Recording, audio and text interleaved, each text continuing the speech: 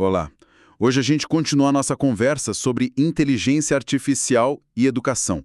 Vamos mergulhar mais uma vez nas ideias da newsletter do professor Júlio César da Silva, lá no LinkedIn.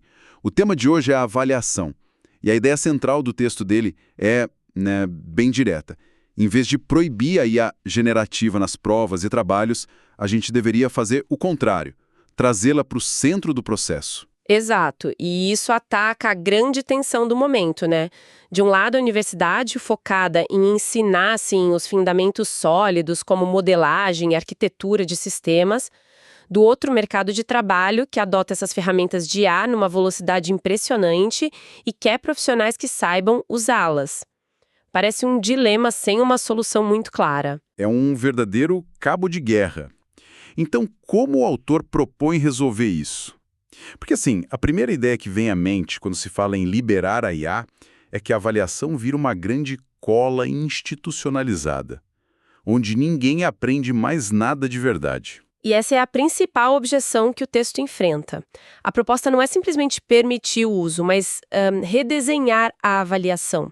Fazer com que o foco saia do produto final, o código pronto, o texto perfeito, e passe para o processo.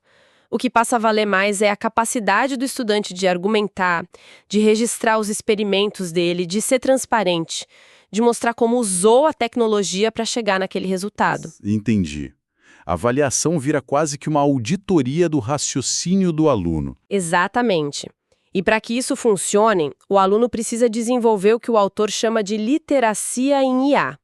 Mas essa é uma daquelas expressões que estão em todo lugar. Só que aqui, ela tem um significado bem específico, né? Não é só saber escrever um bom prompt, é ter o discernimento para decidir quando usar a ferramenta, a habilidade de ler criticamente a resposta dela e, o mais importante, a responsabilidade autoral pelo trabalho. É saber validar o que a máquina entrega. A teoria é interessante, mas é na prática que a gente vê se funciona. O autor chegou a testar essa abordagem. Existe algum caso real para a gente analisar e ver como isso não vira bagunça? Sim, e esse é o ponto forte do artigo. Ele descreve uma atividade real. Foi num curso de computação sobre algoritmos de caminho mínimo, tipo Dijkstra e a Estrela. Os alunos precisavam implementar e comparar os dois. O uso de IA era permitido, mas para tarefas bem específicas. Coisas como buscar ideias, ajudar a reescrever partes do relatório ou gerar dados para os testes. Ok, até aí parece uma liberação controlada. Onde que está a virada de chave? Na avaliação. O que os alunos entregam não é só o código. Eles precisam apresentar uma trilha de uso de IA. É um documento que mostra todos os prompts que eles usaram e como validaram as respostas. E, além disso, eles fazem uma defesa oral rápida, de 5 minutos, explicando as decisões que tomaram. Espera um pouco. E na nota, como isso se reflete? Entre a clareza da argumentação, a qualidade dos testes que eles criaram e 10% da nota era exclusivamente para a qualidade e a transparência da trilha de IA. Nossa! Ou seja, ser honesto sobre como usou a ferramenta valia a nota. Isso é uma mudança e tanto.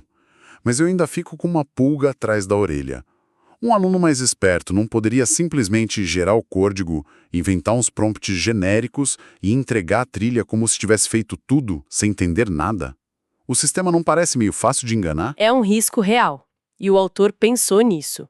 A mitigação é justamente exigir tarefas que as IAs generativas de hoje não são boas em fazer sozinhas. Por exemplo, a atividade pedia uma prova curta sobre a lógica da solução. E, principalmente, que o aluno buscasse ativamente um contra-exemplo, um caso onde a abordagem da IA poderia falhar. Ah, faz sentido. Isso força o raciocínio crítico. O aluno precisa pensar contra a ferramenta, não apenas com ela. Ok, isso amarra a proposta, forçar o aluno a ser o auditor da IA. Se a gente pudesse resumir isso em ações práticas, o que um professor ou um estudante poderia começar a fazer amanhã, inspirado por essa ideia? Bom, para os educadores, a dica é começar pequeno. Adaptar uma rubrica de avaliação para incluir um critério de transparência no uso de IA, incentivar os alunos a documentar o processo em vez de esconder por medo, sabe? E para os estudantes, a sugestão é se adiantar. Comecem a criar sua própria trilha de IA para os trabalhos. registrar prompts, anotar o que funcionou, o que não funcionou. Isso não só demonstra autoria, mas aprofunda o aprendizado e cria um portfólio de como você pensa. O que me deixa pensando essa lógica parece perfeita para um curso de computação, onde o raciocínio pode ser verificado, onde existe um certo e errado. Mas e num curso de humanas ou de artes? Como você avaliaria a transparência de IA na criação de um ensaio filosófico ou de uma peça de arte, onde o processo criativo é tão subjetivo e o resultado é qualitativo? Essa é a fronteira que ainda estamos explorando. E é uma pergunta excelente. E é por isso que discussões como essas, que nascem dos textos do professor Júlio César, são tão importantes. Para quem quiser se aprofundar, o artigo completo está na newsletter dele no LinkedIn. E claro, a conversa deve continuar. As experiências e as dúvidas de quem nos acompanham podem muito bem guiar uma próxima análise. Fica o convite.